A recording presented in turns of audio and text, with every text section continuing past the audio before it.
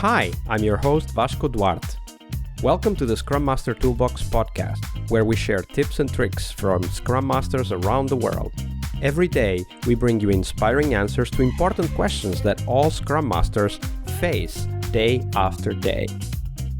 On Fridays, we talk about the product owner role in Scrum. We talk about patterns and anti-patterns that relate to ours and the team's collaboration with the product owner.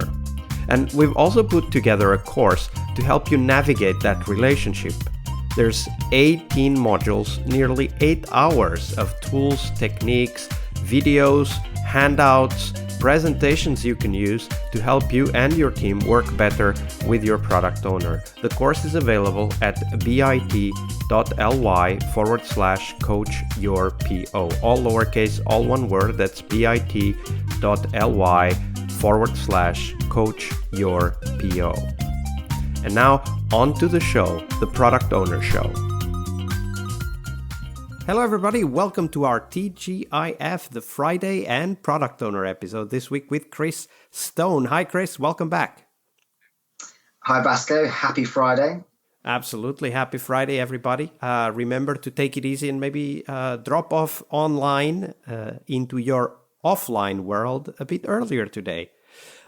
So Chris, we talk about product owners because at the end of the day, we as Scrum Masters, we need to strike up a good relationship, good chemistry with the product owners. And let's start first with a bad example so that, we'll end up on a high. So let's start with what might have been potentially the worst product owner anti-pattern you've witnessed in your career. Quite the topic, Vasco. So I think for me personally, the absolute worst anti-pattern I've observed with regards to product owners, and I'm sure we've all probably experienced this as well, is the product owner that isn't present, that's perhaps too busy, that doesn't attend ceremonies where the team has to fight to get their time. Maybe there's a proxy product owner. The result of all of this is, slow progress, frustration, loss of morale and motivation. It can be a killer. So the story I have for you on this is, I won't obviously name names specifically. We'll maintain anonymity today. But the situation was, whilst working with an oil and gas client, one of the teams I was working with had this exact situation. The product owner wasn't attending meetings. They weren't able to commit the time. They weren't giving the team what they needed in terms of the vision, the clarity, the purpose. The consequence of that for the team was frustration. Absolutely. They didn't feel they were in control of their own destiny. They were not completing things as per their goals. Stories were slipping from sprint to sprint because they weren't getting the feedback in the time that they needed it. And it was obviously a huge challenge. Now, for me, it's a very simple thing. But again, I always consider those with unconditional positive regard. And my first thought here is, most of the time this situation presents, it's not the PO's fault. It might simply be that they misunderstand the role or the time commitment required to be present for their team. Even worse is when they're in a system or a company or an organization where the company itself misunderstands the PO role and gives them too many squads to work with or too much work so they can't keep on top of things, and that PO themselves feel like they're struggling to keep up and maybe burning out. The way I approached this particular scenario was empathy and understanding. The first thing I did was get whatever time I could grab with that product owner, and I just listened. I asked them what's going on. Why is it that they're not able to attend the ceremonies? Why are they not present for their team? Because with empathy and understanding, you can then understand their view again, rather than imposing your own biases. But you can acknowledge as a team between you and the product owner where there is dysfunction. And that way you can start to identify actions that can help improve things. Now, whether that action is a better understanding of the role, whether it's education to leadership around the requirements of a PO and how much time capacity it requires, that doesn't matter to me. To me, it's the act of displaying empathy and understanding to acknowledge where you currently are, and then you can work out what to do next. Now, after having this discussion with the product owner, what we did learn was, yes, it was the latter situation. They had too much time pressure, they had too many things to be working on, and this was a cultural issue, systemic, rather than a personnel issue. The way this was then addressed was speaking with the leadership team, their line manager, letting them know that this is the situation and this is the consequence. If we continue to act in this way and continue to exhibit this behavior, the outcome will be this. We won't get the results we're looking for. We won't. The team are going to continue to be frustrated morale. You could end up with people wanting to leave, so on and so forth. And it required education to those involved on the leadership side of things to address it. Absolutely. And one thing to accept as Scrum Masters is that it's going to be that complicated to solve a problem like that, because of course, it may be, but usually it isn't that the PO doesn't want to help the team. Couldn't agree more. Yeah, and this is why my first thought is always to empathize and understand, because there may be many things that I am not perceiving through my own lens. I'm obviously only observing in the ceremonies, but I'm not observing outside of that. I can only perceive things through what I can see and observe myself. So by listening and empathizing, understanding that person's point of view, you can then get to the root cause of the problem. And for me, the majority of times I've seen the situation where a product owner isn't present, it's usually not their fault. It's a consequence of the system rather than their own behavior. Absolutely. That was a great story. And thank you for going in depth into how to think about it, or how you thought about it, and the things that you think would be good to try out. Next, we want to talk about the opposite. What might have been potentially the best product owner that you've worked with. Describe how they were able to excel at that role. Okay, absolutely. So this is going to be linked to my own personal preferences here.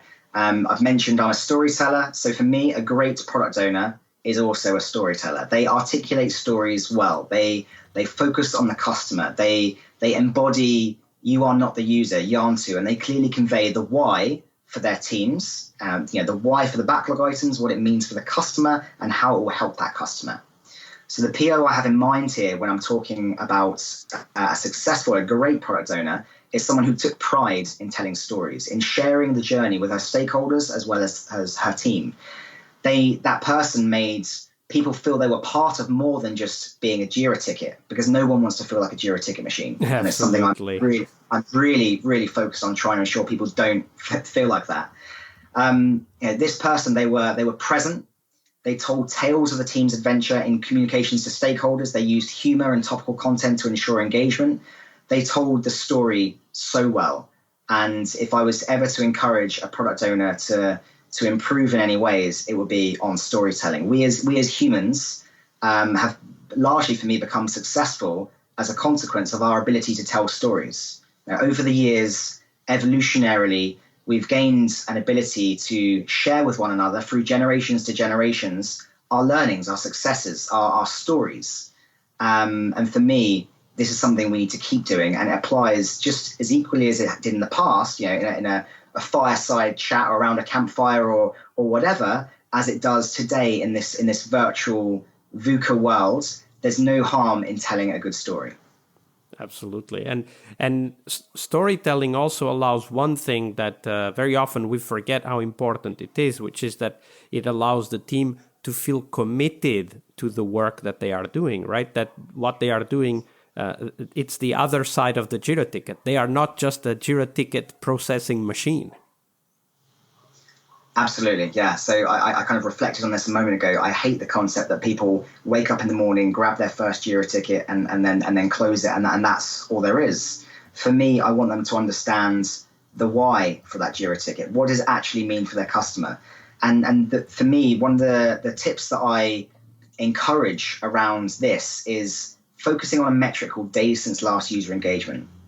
Days since last user engagement works by anchoring the team on focusing on interacting with their customers as frequently as they can. And the way it works is just have a number present, whether it's on your virtual boards or your physical boards. The number is how often or when you last engage with the user. So obviously the higher that number is, the worse that metric demonstrates. The lower it is, great, you're talking with your customers frequently. By talking with your customers frequently, you're living and breathing it. You're feeling connected, not just a JIRA ticket machine. Yeah, exactly. You feel connected. You feel there's a purpose. Thank you very much, Chris. This was a very inspiring description of how good a product owner can be. We're about to end, but before we do go, do share with us, where can we find out more about you and the work that you're doing? Definitely. So you can find out more about me on my LinkedIn page. My handle is The Virtual Agile Coach. I also own the virtualagilecoach.co.uk website, and I have a YouTube channel which you can find more video content from me about these sorts of topics there also. I am regularly engaging on LinkedIn and in Community to Practice. I am giving a speech on the need to update the Agile Manifesto, not a speech, a talk at a remote Agile London conference on the 23rd of September, 6 p.m.